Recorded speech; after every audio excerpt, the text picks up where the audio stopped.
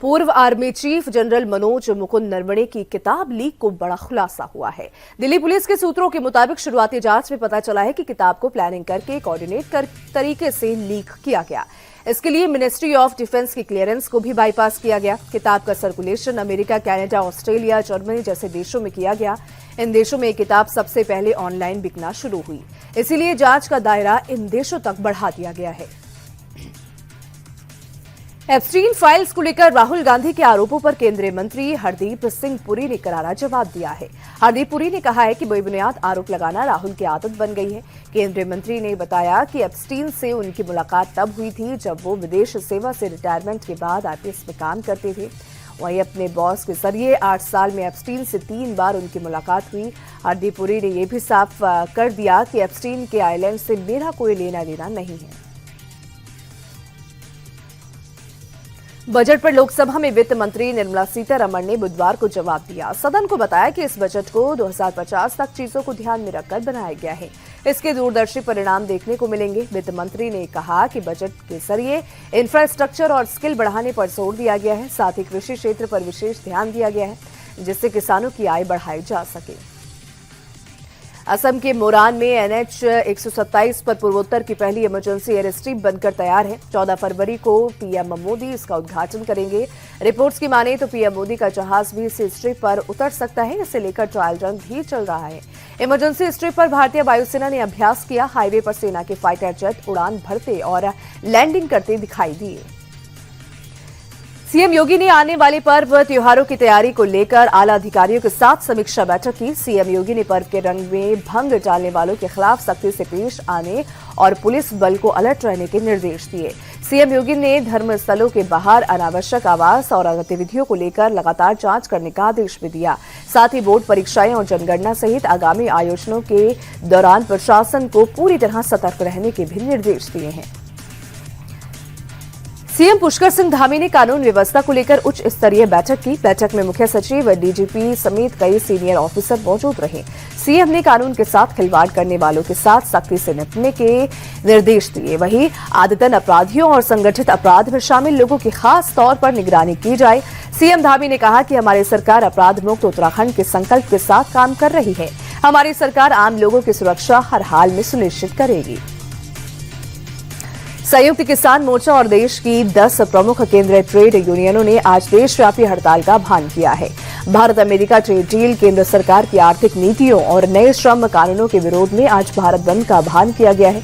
बंद के समर्थन में कई बैंक यूनियनों के शामिल होने से देश भर में बैंकिंग सेवाओं पर असर पड़ने की आशंका है।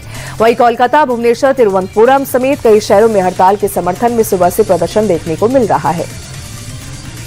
जम्मू कश्मीर में एलओसी के करीब पुंछ में बारूदी सुरंग विस्फोट में एक लड़का घायल हो गया है। अधिकारियों ने बताया कि बुधवार को जम्मू कश्मीर के पुंछ जिले में एक नहर में जंग लगी लैंडमाइन के फटने से 16 साल का लड़का घायल हो गया।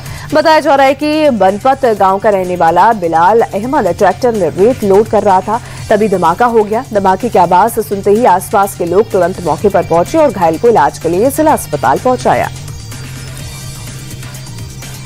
भारतीय वायुसेना 27 फरवरी को जैसलमेर के पोखरण में अपनी ताकत का प्रदर्शन करेगी। पाकिस्तान बॉर्डर पर एयर टू ग्राउंड रेंज में एक्सरसाइज वायु शक्ति 26 का भव्य आयोजन होगा। इस एक्सरसाइज में लोगों की मदद और आपदा प्रबंधन में एयरफोर्स की भूमिका की झलक भी देखने को मिलेगी। इस अभ्यास के दौरान Tejas, Rafale, Jaguar, Mirage 2000, Sukhoi 30, MKI जैसे सभी फाइटर और हेलीकॉप्टर अपनी रोड का उद्घाटन किया है। ये मेलोडी रोड अमरसंस गार्डन से ब्रिज कैंडी तक है। ये देश का पहला म्यूजिक मेलोडी रोड है। इसमें नरीमन पॉइंट से वर्ली की ओर जाने वाली लेन पर 500 मीटर के हिस्से में संगीत पट्टियां लगाई गई हैं। जब कोई गाड़ी 70 से 80 किलोमीटर प्रति घंटे की रफ्तार से रोड पर मौजूद इन पट्टियों पर गुजरती है तो टायरों के घर्षण से फिल्म स्लमडॉग मिलियनेयर का मशहूर गीत जय हो सुनाई देता है। दिल्ली यूनिवर्सिटी के कॉलेजों में भजन का आयोजन किया जा रहा है। जिन कॉलेजों में कभी वेस्टर्न म्यूजिक पर छात्र थिरकते थे, आज वही छात्र राम नाम की धुन पर डांस कर रहे हैं। दरअसल दिल्ली सरकार जीयू के 8 कॉलेजों में भजन का आयोजन कर रही है। दिल्ली सरकार 20 फरवरी को अपने 1 साल पूरे होने पर भजन करा रही है। भजन क्लबिंग का सारा खर्च दिल्ली सरकार उठाएगी। कॉलेज प्रशासन के मुताबिक भजन क्लबिंग का उद्देश्य है छात्र अपने सभ्यता और संस्कार से जुड़े। दिल्ली मेरठ एक्सप्रेसवे पर गाजीपुर बॉर्डर के पास एक भीषण सड़क हादसा हुआ है, जहां एक कार खड़े ट्रक से टकरा गई। हादसे में 2 महिलाओं की मौत हो गई। बताया जा रहा है कि कार में पूरा परिवार देहरादून से दिल्ली लौट रहा था, तभी सुबह सुबह यह भीषण टक्कर हुआ। टक्कर में घायल 2 बच्चों और ड्राइवर को अस्पताल भेजा गया है। हरियाणा के रोहतक में पुलिस और बदमाश के बीच मुठभेड़ में हिमांशु भाऊ गैंग का बदमाश घायल हो गया है। सांपला थाना के बेरी रोड पर यह मुठभेड़ हुई। पुलिस के रोकने पर बदमाश ने पुलिस टीम पर फायरिंग शुरू कर दी। पुलिस की जवाबी कार्रवाई में बदमाश के दोनों पैरों में गोली लग गई, जिसे हॉस्पिटल में भर्ती कराया गया। वहीं मुठभेड़ के दौरान बदमाश ने एएसआई विनोद पर गोलियां दागी थी, लेकिन बुलेट प्रूफ जैकेट की वजह से एएसआई की जान बच गई।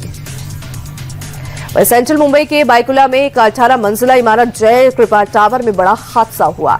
बीती रात करीब 10 बजे टावर की 4थी मंजिल से लिफ्ट गिरने से 5 लोग बुरी तरह से घायल हो गए हैं। फायर ब्रिगेड, पुलिस और बेस्ट की टीम ने घायलों को लिफ्ट से रेस्क्यू कर अस्पतालों में इलाज के लिए भेज दिया है। एक स्थानीय अधिकारी के मुताबिक एक केबल के टूटने की वजह से लिफ्ट के गिरने की आशंका है। फिलहाल हादसे की जांच की जा रही है। जयपुर में फूड सेफ्टी टीम ने एक फर्म के गोदाम से अमूल कंपनी का 30,000 किलो एक्सपायरी माल जब्त किया है, जिसकी कीमत करीब 6 करोड़ बताई जा रही है। फूड सेफ्टी टीम के मुताबिक 3,000 कार्टन में अमूल ब्रांड के नूडल्स, केचप, मेयोनीज और एनर्जी ड्रिंक जैसे नॉन डेयरी प्रोडक्ट मिले हैं। इन प्रोडक्ट से मैन्युफैक्चरिंग और एक्सपायरी डेट को मिटाकर दोबारा नई डेट लगाकर बाजार में बेचने की तैयारी थी। फर्म के मालिक गगन आहूजा के मुताबिक उसने यूट्यूब से डेट बदलकर माल बेचने का तरीका सीखा।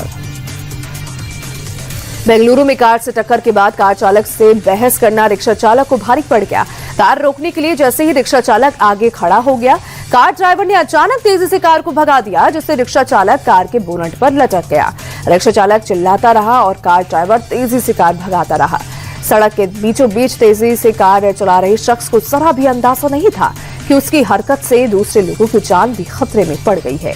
फिलहाल पुलिस ने चालक को हिरासत में लेकर पूछताछ शुरू कर दी है। पुलिस ने कार को भी जब्त कर लिया है। पंजाब के पटियाला में गोदाम से भारी मात्रा में गौमांस बरामद किया गया है। पटियाला राजपुरा हाईवे पर एक दूध उत्पादक कंपनी में मांस बेचने का गौरव धंधा चल रहा था। बताया जा रहा है कि भैंस का मांस कहकर गौमांस बेच रहे थे। गौरक्षा दल ने गोदाम से 30 किलो के करीब 1000 पैकेट बरामद किए। गोदाम से कई राज्यों में माल की आपूर्ति की जाती है। जब्त किया गया मांस कोलकाता के कंटेनर के जरिए गोदाम में लाया गया था। गौरक्षा दल का आरोप है कि ये गौमांस है। पंजाब के भटिंडा में हाईवे किनारे सूटकेस में लड़की की डेड बॉडी मिली है। सूटकेस में अर्धजला शव रखा हुआ था। इसके अलावा शरीर पर चोट के निशान भी पाए गए हैं। आशंका जताई जा रही है कि हत्या के बाद शव को सूटकेस में रखकर फेंक दिया गया है। घटना की जानकारी के बाद भटिंडा पुलिस और फॉरेंसिक टीम मौके पर पहुंचकर जांच में जुट गई है। मध्य प्रदेश के उज्जैन में सड़क हादसे की अजीबोगरीब तस्वीर सामने आई है। सड़क पर तेज रफ्तार कार की टक्कर से ट्रैक्टर के 2 टुकड़े हो गए। घटना का सीसीटीवी वीडियो देख लोग चौंक गए। काजीखेड़ी इलाके में सड़क पर कार और ट्रैक्टर की आमने सामने टक्कर हो गई। हादसे में ट्रैक्टर का अगला हिस्सा 2 टुकड़ों में बंट गया। टक्कर से कार भी बुरी तरह से क्षतिग्रस्त हो गई। हालांकि हादसे में ट्रैक्टर चालक और कार चालक में से किसी की जान को कोई नुकसान नहीं हुआ। उत्तर प्रदेश के मुजफ्फरनगर में पुलिस को बड़ी सफलता मिली है। पुलिस ने कुख्यात अपराधी को एनकाउंटर में मार गिराया। अमजद पर 50,000 का इनाम घोषित था। उस पर हत्या, लूट और चोरी समेत 40 केस दर्ज थे। मुठभेड़ के दौरान दरोगा और सिपाही भी घायल हुए हैं, जिनको अस्पताल में भर्ती कराया गया है। फिलहाल दोनों खतरे से बाहर है। बदमाश के पास से एक पिस्टल भी बरामद हुई है। अमजद की उत्तर प्रदेश के अलावा दिल्ली, हरियाणा, राजस्थान और उत्तराखंड पुलिस को भी तलाश थी। उत्तर प्रदेश के मुजफ्फरनगर में उस वक्त हड़कंप मच गया जब बारात पर कुछ लोगों ने हमला शुरू कर दिया। दबंगों ने लाठी डंडों से लोगों की जमकर पिटाई की। हमले में दूल्हे समेत परिवार के कई लोग घायल हो गए हैं। बताया जा रहा है कि दूल्हा और बारातियों पर बीजेपी समर्थक होने की वजह से हमला हुआ। सभी घायलों को अस्पताल में भर्ती कराया गया है। फिलहाल पुलिस पूरे मामले की जांच कर रही है।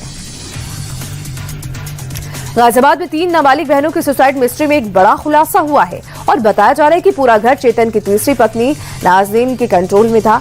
नाजनीन तय करती थी कि बच्चियां क्या पढ़ेंगी, कहाँ पढ़ेंगी। चेतन नाजनीन की मुस्लिम पहचान भी छुपाता था और चीना बताकर दूसरों से मिलवाता था।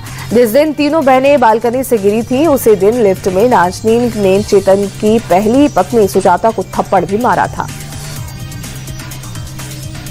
दिल्ली से सटे गाजियाबाद के एक होटल में चलाए जा रहे सेक्स रैकेट का पर्दाफाश हुआ है। पुलिस ने होटल में छापेमारी कर रैकेट में धकेली गई 11 लड़कियों को आजाद कराया। गाजियाबाद पुलिस ने वैशाली इलाके के सरोवर पोर्टिको होटल में छापेमारी के बाद इस रैकेट को चलाने वाले होटल के मैनेजर समेत 3 आरोपियों को गिरफ्तार किया है। रैकेट में शामिल 4 और लोग मौके से फरार हो गए हैं।